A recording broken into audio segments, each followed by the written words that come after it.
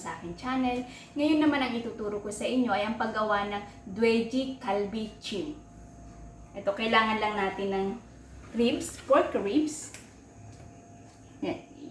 Pag nabibili ito sa palengke, pwede rin sa SNR or meron din sa mall. Ayan. Linisan lang ng ayos. Tanggalin natin ito. Ayan. Tanggalin natin yung taba.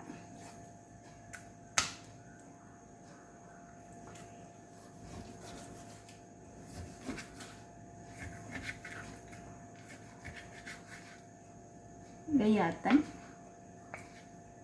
Para madali siyang maluto at ma-absorb niya yung sauce.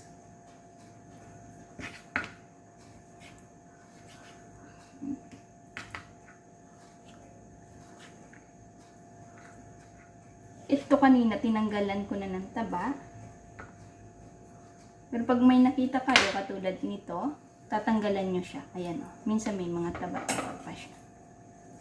Tatanggalan mo siya. Ayan o. Ayan. Hindi natin kailangan yung taba.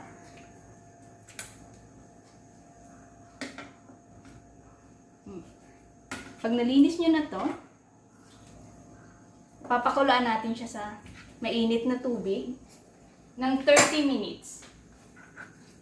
Ito siya.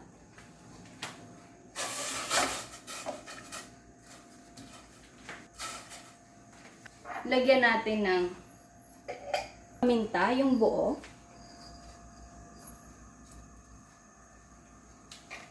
Tsaka ito yung dahon nila, pero pwede rin yung laurel. Pag sa atin yung laurel. And then, SOJU or cooking wine. 1 spoon. Ayan. Para matanggal yung lansa niya. At saka, ang pakulaan natin at hintay tayo ng 30 minutes. Habang nagpapakulo tayo dyan, gagawa tayo ng sauce. Ang kailangan lang natin ay oyster sauce, garlic, sugar, and then ito yung tomato ketchup, corn syrup, soy sauce, cooking wine, at saka tonkatsu sauce. Kung wala kayong tonkatsu sauce, pwedeng magdagdag ng 1 kutsarang ketchup at saka 1 kutsarang oyster sauce. Simulan natin. Sugar, garlic, oyster sauce, 2 spoon ng tomato ketchup.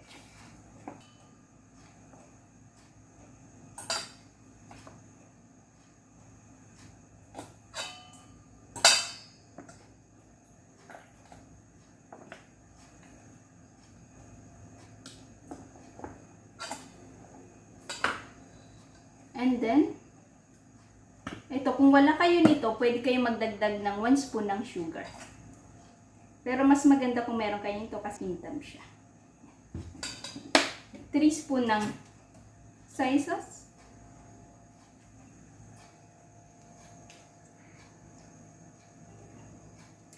3. And then, cooking wine. Pwede ring SOJU or kahit anong wine na meron kayo dyan. Pwede ring, ito optional. Pampatanggal lang siya ng lansa. Tonkatsu, optional. 3 spoon.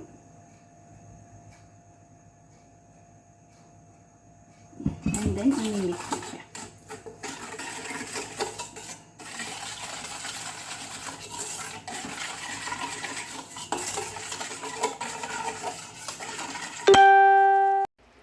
Yan, after 30 minutes, patayin natin. Itapon yung tubig.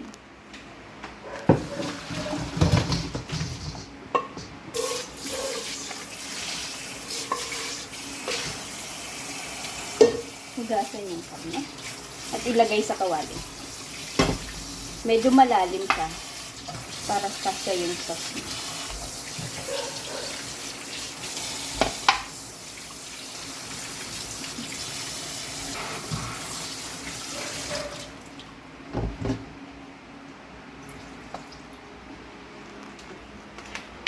Hulaan natin. lagay natin yung sauce.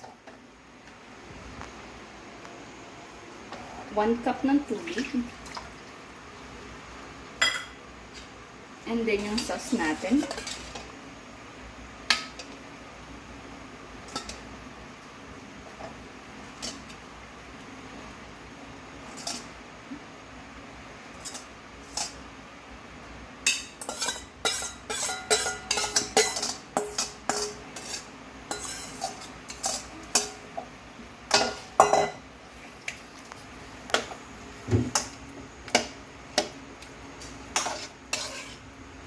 Pakuloan naman natin siya.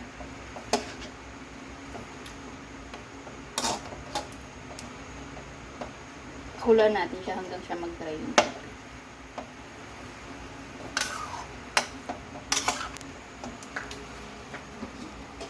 Takpan. Ayan, pagka-dry na siya, wala ng tubig, pwede nyo na siyang patay.